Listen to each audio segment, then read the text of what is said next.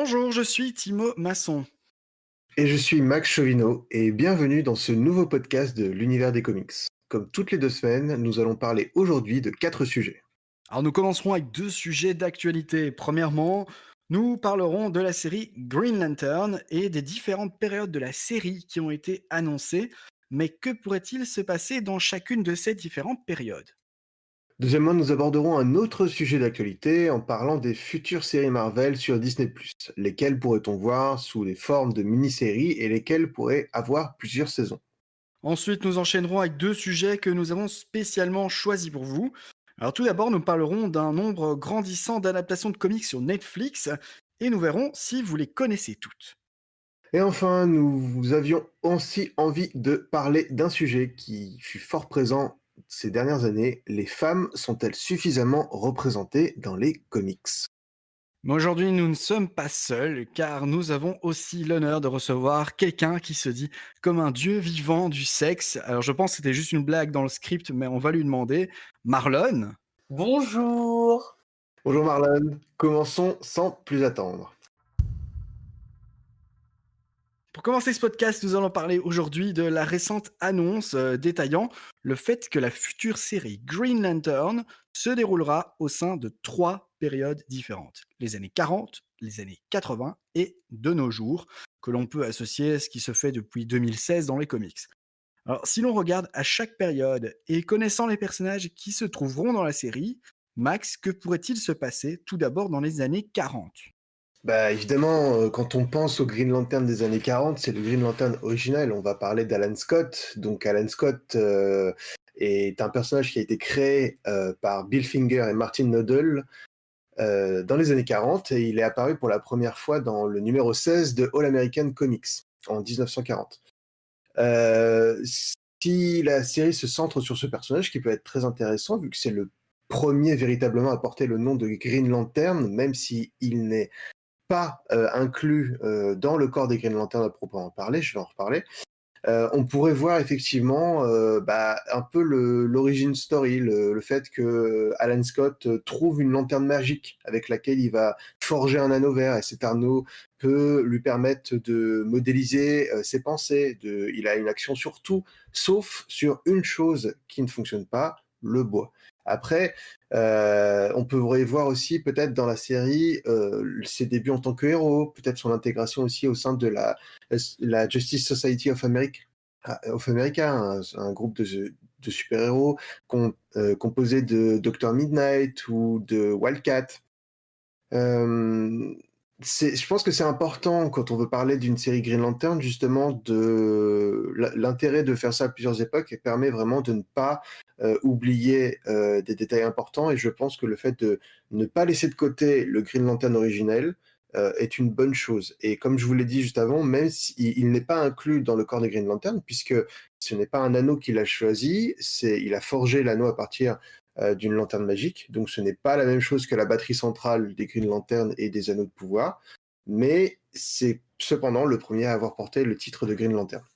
Et concernant justement alors, tout le lore des Green Lantern, etc., et donc les corps des Green Lantern, qu'est-ce qui pourrait se passer du coup dans les années 80? Eh ben, dans les années 80, on pense à pas mal de Green Lantern différents, puisqu'il y en a eu plusieurs qui ont apparu, notamment Hal Jordan, le plus emblématique, John Stewart aussi, puisqu'il est apparu dans les années, si je ne dis pas de bêtises, il est apparu dans les années 70, et Guy Gardner, qui est apparu juste avant John Stewart en mars 68. Et il a été annoncé que la série se centrerait sur Guy Gardner. Donc c'est assez intéressant parce que peut-être de tous les Green Lantern, c'est peut-être celui qui est pas forcément le moins apprécié, mais en tout cas le moins mis en valeur, souvent que ça soit dans les adaptations animées de dessins animés ou que ça soit dans les films. On n'en parle pas dans le Green Lantern de Ryan Reynolds de 2011. On n'a pas parlé de lanterne de la Terre, hormis Hal Jordan. Mais là, du coup, ça pourrait être intéressant de mettre ce personnage qui est rarement mis en avant. Faut savoir que Guy Gardner, c'est un peu la tête brûlée de tous les Green Lanterns de la Terre, plus que Hal Jordan. Donc c'est dire à quel point il fait un peu ce qu'il veut, il est un peu têtu. Mais c'est assez intéressant parce que c'est finalement Guy Gardner, c'était le second choix d'Abin Sur pour le remplacer en fait à la place de Hal Jordan pour la protection du secteur 2814 qui inclut la Terre. Donc en fait, c'est un peu le Green Lantern de secours. Donc c'est peut-être pour ça aussi qu'il a jamais eu autant de popularité que Hal Jordan. Mais néanmoins, ça reste quand même un grand lanterne. Et du coup, le fait que la série se centre sur lui spécifiquement pour les années 80 pourrait être vraiment intéressant, je pense. Enfin, il y a une période dans laquelle on pourrait voir les deux Green Lanterns les plus récents des comics. Quid de cette période, Max? Et ben effectivement, les deux Green Lanterns les plus récents sont à la fois Simon Baz et Jessica Cruz. Alors, ce qui est intéressant, c'est que euh, Simon Baz, c'est le premier des deux à avoir intégré le corps. En fait, Simon Baz, il est un peu devenu Green Lantern malgré lui. C'est un Américain musulman qui est un jour injustement inculpé de terrorisme et qui possède qui possède quelque chose d'assez rare qu'on appelle le don de la vision d'émeraude. Donc, c'est un espèce de don de précognition qui peut être déclenché par un pic de volonté extrême. Donc, c'est-à-dire que il a il a un don de voir l'avenir à certains moments s'il se concentre et qu'il monopolise toute sa volonté. Et comme il est accusé injustement de terrorisme, il est maintenu en garde à vue par les fédéraux.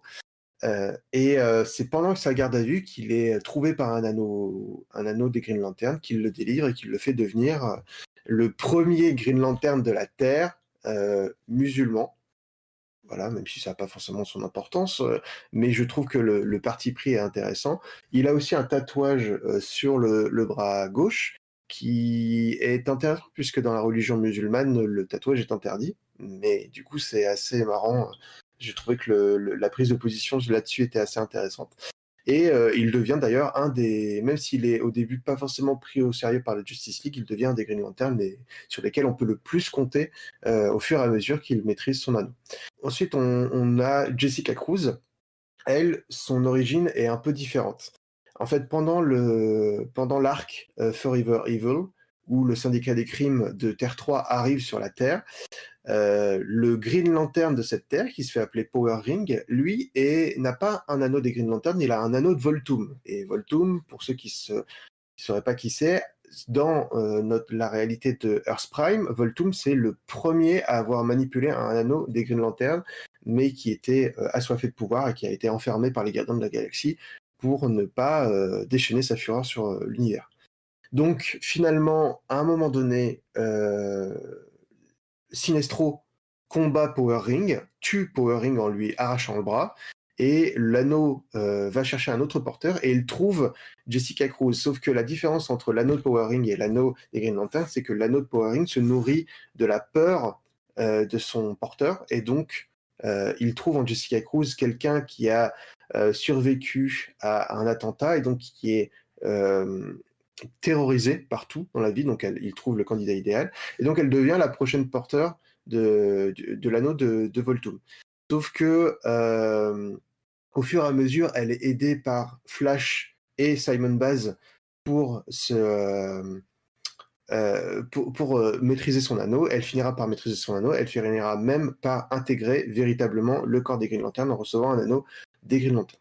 Du coup, je me posais la question, est-ce que vous étiez au courant, Timo et Marlon, qu'il y avait 2 autres Green Lanterns? Alors moi, j'ai entendu parler d'un autre Green Lantern qui est une autre Green Lantern qui s'appelle Teen Lantern. C'est Kelly Quintella qui vient de Earth Prime et en fait, elle a trouvé c'est une fille de 11 ans qui a trouvé une batterie de Green Lantern dans la maison de sa mère à La Paz en Bolivie. Et en fait, elle a réussi à, entre guillemets, craquer la batterie pour rediriger l'énergie sur son gant. Et du coup, voilà, elle fait partie des récentes recrues du corps des Green Lantern. Moi, j'ai entendu parler d'un comics qui marche pas mal cette année. C'est très récent, hein, donc je pense, du coup, le plus récent des membres des Green Lantern. C'est dans le comics du DC Black Label Far Sector. Alors, je reviens plus sur le nom de l'héroïne, malheureusement. mais elle est vraiment toute jeune en termes de création, en tout cas. Eh ben, tout à fait, vous avez trouvé tous les 2. C'était les bonnes réponses. Passons maintenant au deuxième sujet d'actu. On passe maintenant à la concurrence avec la récente rumeur stipulant que la série Loki, future série Marvel de Disney+, serait déjà renouvelée pour une deuxième saison. Alors de là, on peut se poser cette question. Étant donné que les séries étaient sous-entendues comme des mini-séries, pourrait-on en voir en réalité d'autres qui montreraient le potentiel pour avoir plusieurs saisons? Marlon, qu'en penses-tu? Alors, c'est effectivement une super nouvelle pour les fans de l'anti-héros du MCU. Loki aura droit à une seconde saison avant même la sortie de la première. Avec le catalogue assez impressionnant de Disney+, on imagine assez facilement que d'autres séries auront droit à d'autres saisons. Même si ça reste de la fabulation, on peut citer la série She-Hulk, qui suit la vie de la cousine de Bruce Banner. C'est un des personnages forts, et pas que littéralement bien entendu, de Marvel, et elle met également en avant le féminisme, donc je pense que c'est un personnage qui a pour vocation de durer au niveau des séries. De plus, on peut retrouver beaucoup de runs avec son personnage et donc beaucoup d'histoires. S'il y a bien d'autres personnages féminins qui pourraient avoir plusieurs saisons au niveau de sa série, c'est bien Kamala Khan alias Miss Marvel. C'est le personnage principal du jeu vidéo Marvel's Avengers qui est sorti il y a quelques semaines, quelques mois peut-être, et c'est devenu un des personnages fan favorites depuis plusieurs années. Elle a une histoire assez intéressante et elle doit jumeler plusieurs aspects de sa vie, par exemple, sa famille, ses pouvoirs, ses activités de héros, ses cours. Et on sait que c'est un côté qui marche plutôt bien chez certains héros, comme par exemple Spider-Man. Donc, la série Miss Marvel pourrait totalement avoir plusieurs saisons. Et enfin, du côté des séries qui pourraient probablement avoir plusieurs saisons, on retrouve Mark Spector, alias Moon Knight. Un peu pour les mêmes raisons que She-Hulk et Miss Marvel, Moon Knight, c'est un personnage qui apparaît pour la première fois dans la série éponyme qui sera diffusée pour la première fois chez Disney+. Donc ça reste le principal attrait du personnage. De plus, c'est un personnage complexe et il y a énormément d'axes à mettre en avant pour ce personnage. Et il a un univers vraiment très particulier. Ok, du coup, s'il y a des personnages qui, eux, ont déjà été introduits dans le film, est-ce qu'il y a des séries qui restent tout de même à considérer comme des mini-séries, quoi qu'il arrive, selon toi?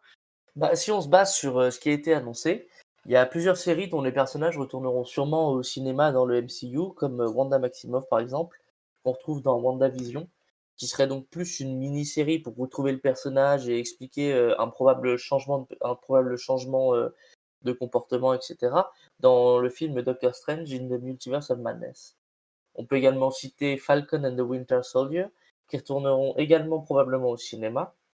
Après, le duo peut toujours continuer d'évoluer sous forme de série, également, comme par exemple une équipe secondaire d'Avengers qui pourrait être dirigée par Anthony Mackie qui joue Falcon, qui serait devenu Captain America par exemple dans Falcon and the Winter Soldier. Il y a également la série Hawkeye, dont la première saison suivra les aventures du fondateur des Avengers, qui va sûrement s'associer avec Kate Bishop.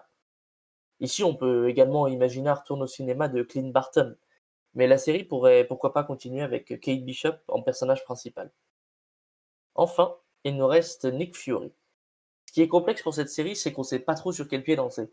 On connaît très peu d'informations dessus. On peut imaginer que la série Nick Fury serait une mini-série tant le personnage est attaché au grand écran. Cependant, après les récents événements du MCU, peut-être que nous pourrions suivre une série Sword, un peu de la même trempe qu'Agents of Shield, par exemple. Donc voilà ce que je pense sur les possibles adaptations ou retours au cinéma des diverses séries Disney+. Eh ben, c'est déjà une très bonne analyse du line-up à venir et comme vous le voyez, donc il y a encore beaucoup à venir sur cette plateforme.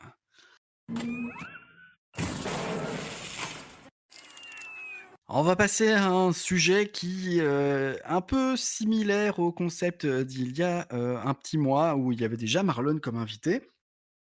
C'est un sujet que Marlon et Max vont découvrir en même temps que vous. C'est un petit quiz, en réalité. Donc ici, on s'est rendu compte que les adaptations de comics sur Netflix étaient vraiment de plus en plus présentes. Il y a d'ailleurs, un article qu'on appelle Focus qui est sorti sur le site il y a quelques jours et j'ai fait un petit quiz, pour Marlon et Max que j'ai intitulé, avec beaucoup de références: «Question pour un binge watcher». Voilà. Donc on D'accord. donc on aura le fameux top. Et tape à la vachette. Voilà. Et donc ici, le principe, c'est que je vais parler à la première personne comme si j'étais le personnage principal de la série et le premier qui trouve me coupe littéralement la parole en criant le nom de l'autre. OK. De l'autre. C'est-à-dire, Oui, moi je crie D'accord. Marlon. oui, c'est ça. Eh bah, super, ça va être génial. Ça va être le bordel, hein. C'est ça qui va être drôle. Heu et donc après, si vous avez la bonne réponse, il suffira juste de dire ce que vous avez pensé de ce film ou de cette série. Mmh. Ça va?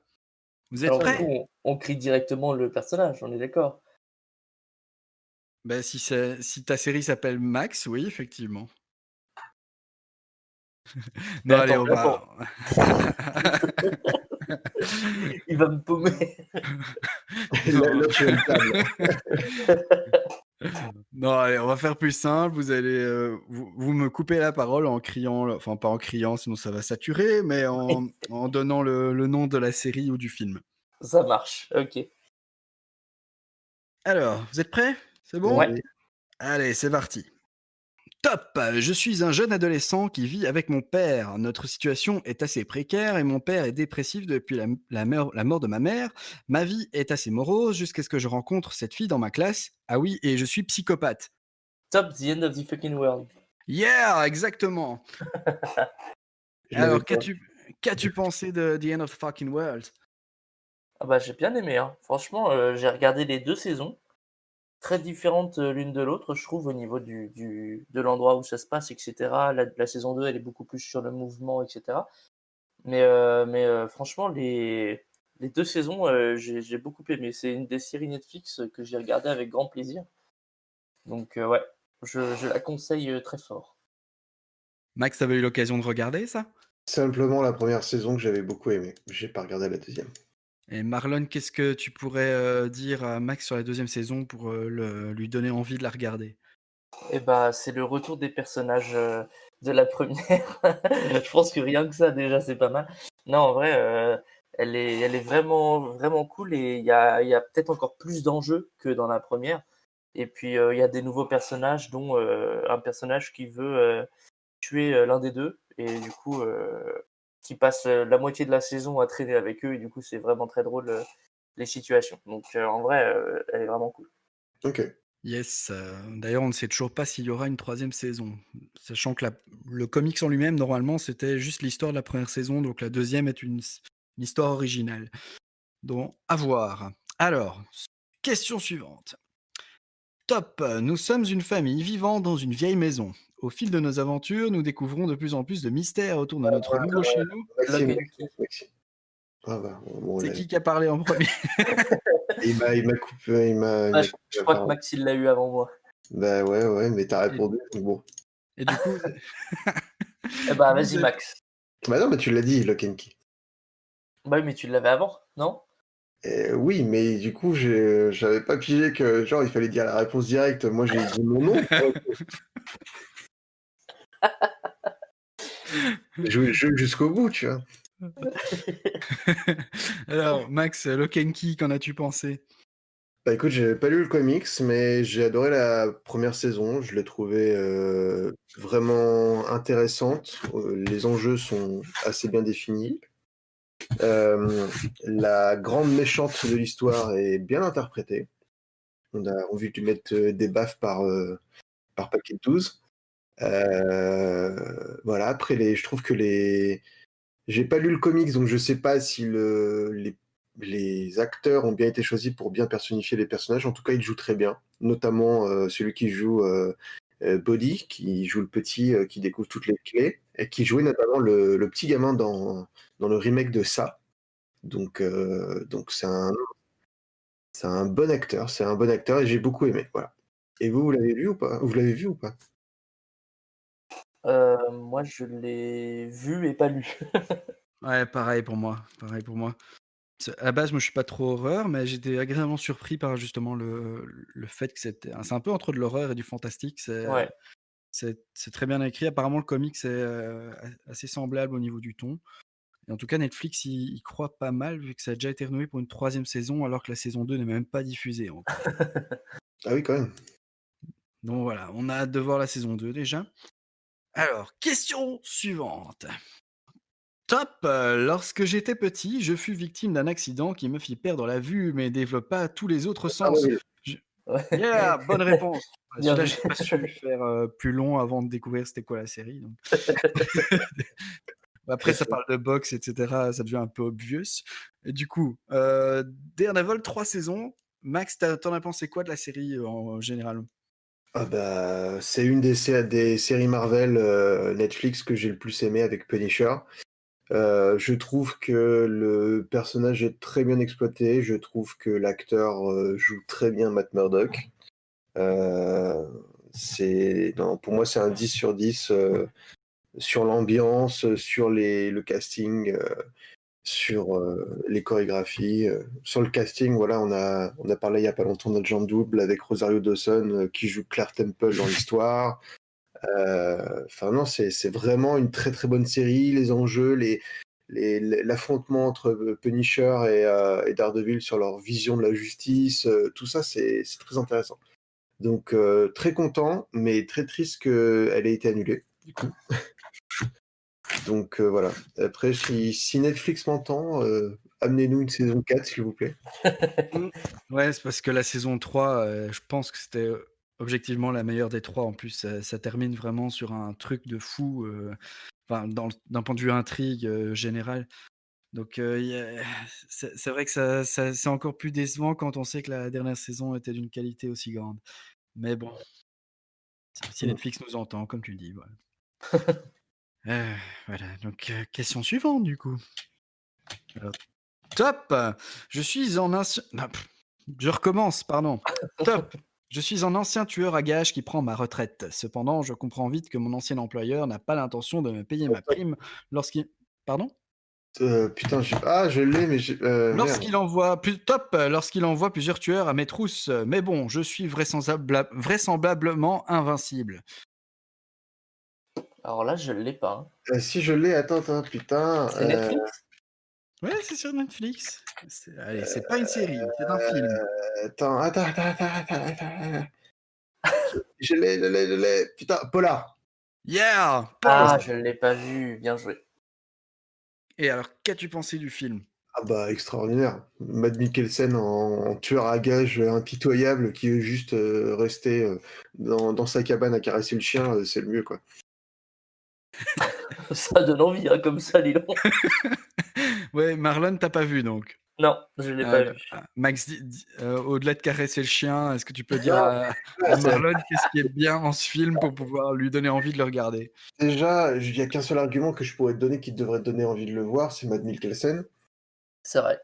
Voilà, il campe un tueur à gages qui est à la retraite, qui veut juste passer des jours paisibles dans le chalet qu'il a acheté pour passer sa retraite.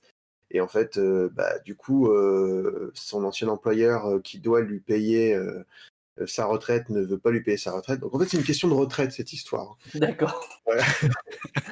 Et donc, il met un contrat sur sa tête pour le buter. Sauf que, bah, comme Ah c'est oui. le meilleur tueur à gages de tous les temps, bah, il fume un peu tout le monde. Et voilà. Non, c'est j'ai pas lu le comics, mais au niveau du visuel, au niveau de la lumière, de l'éclairage et tout ça, enfin, tout est bien dosé dans ce film, vraiment pour faire un truc assez sombre. Euh, ouais, pour les scènes d'action sont bien pensées. Non, c'est le casting est bon. Enfin, voilà, il y a plein de choses qui devraient te donner envie d'aller le voir. Mmh. Et c'est gore à souhait aussi. Aussi.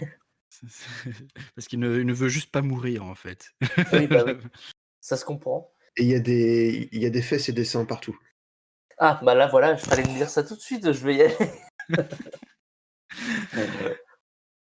Allez, bon, j'en ai une petite dernière avant de Vas-y. passer éventuellement aux questions rapides. Alors, top! Nous sommes une famille d'enfants adoptés. Notre père n'est pas foutu de retenir au prénom, Top, alors il nous appelle Umbrella Academy. Yes! Alors, est-ce que tu as aimé cette série? Ah bah, je pense que honnêtement, je pense que c'est la meilleure série Netflix que j'ai vue.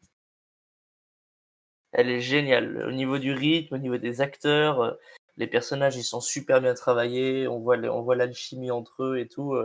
L'histoire, elle est, elle est, Elle est géniale. Bon après, j'ai pas lu le comics, donc je peux pas savoir si c'est comics accurate ou pas, mais franchement, la série Netflix, ouais, elle est vraiment géniale, elle est très drôle.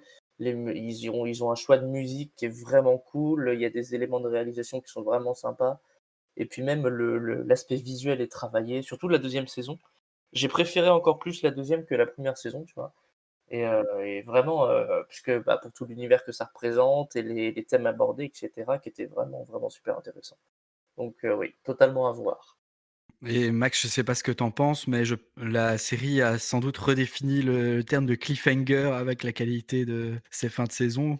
Tout à fait, tout à fait. Et moi, je suis assez d'accord avec Marlon. Je trouve que les personnages, j'ai pas lu le comics, encore une fois, mais je trouve que les personnages sont bien portés à l'écran, sont bien indépendants les uns des autres, même si c'est une famille. Tous arrivent à bien personnifier l'essence de son personnage, avec évidemment une petite préférence pour Klaus et pour numéro 5. Euh, voilà, après, les enjeux sont bons, c'est pas les mêmes que la saison 1. Tout le monde doit affronter ses propres problèmes, ses propres démons. Donc c'est vrai que non, c'est cool. C'est une très bonne série, je trouve. Je suis d'accord avec Marlon.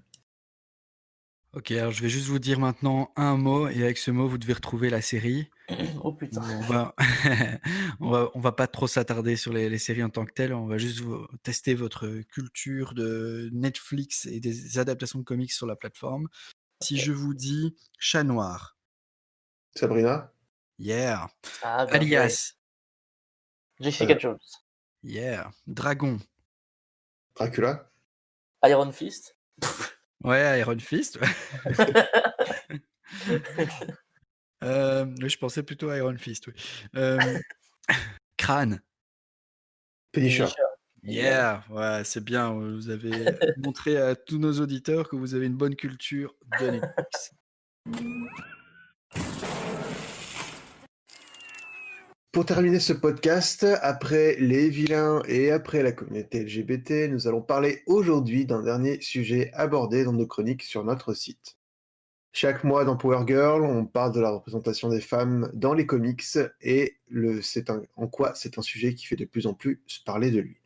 Du coup, Timo, malgré ce débat constant, peut-on dire que les femmes sont bien représentées dans les comics?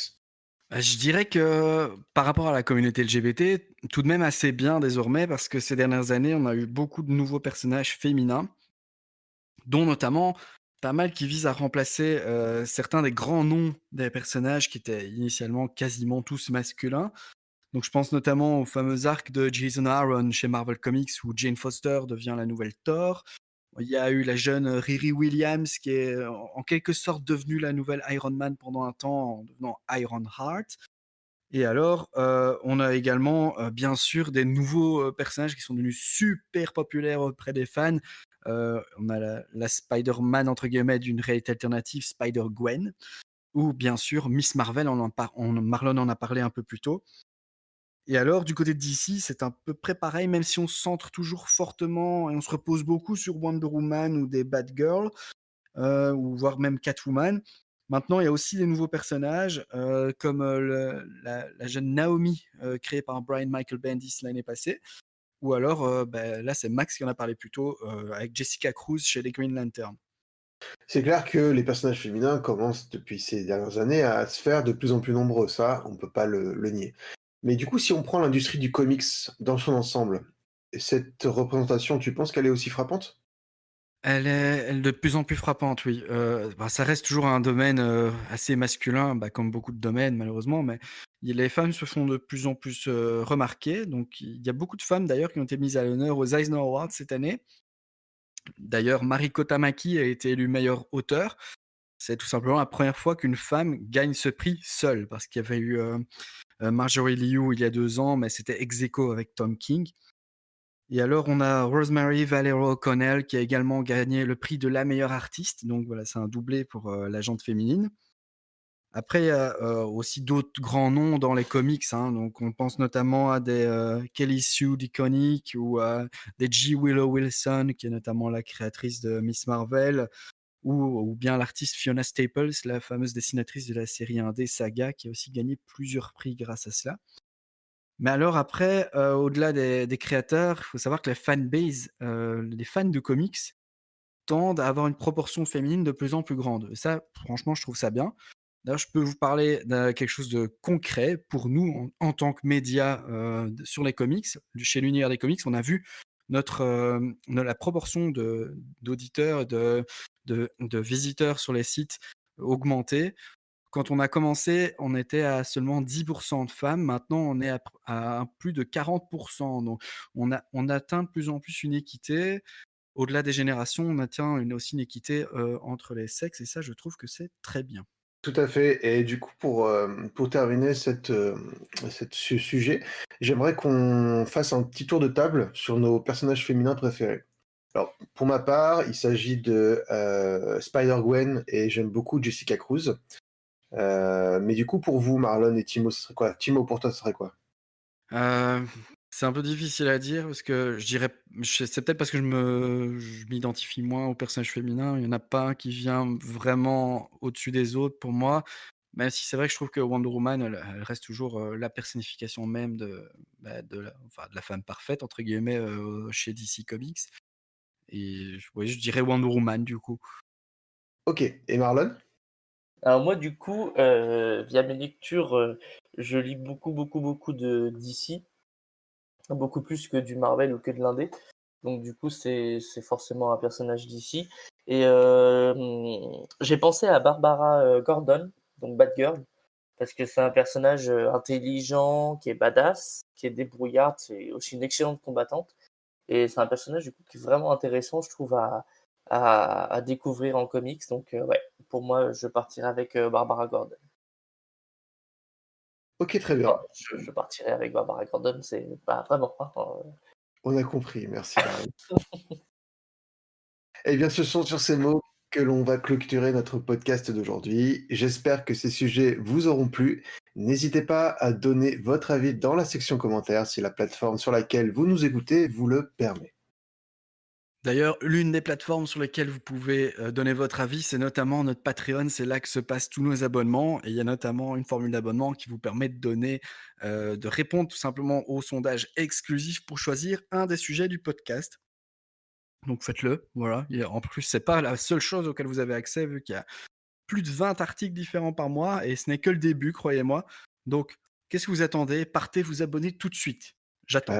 bah oui, qu'est-ce que vous attendez, voyons. Enfin, en tout cas, nous, on vous attend et on se retrouve pour un nouveau podcast dans 2 semaines sur toutes les plateformes de streaming audio. En attendant, on vous souhaite un bon week-end, prenez soin de vous et à la prochaine. Ciao, ciao. salut!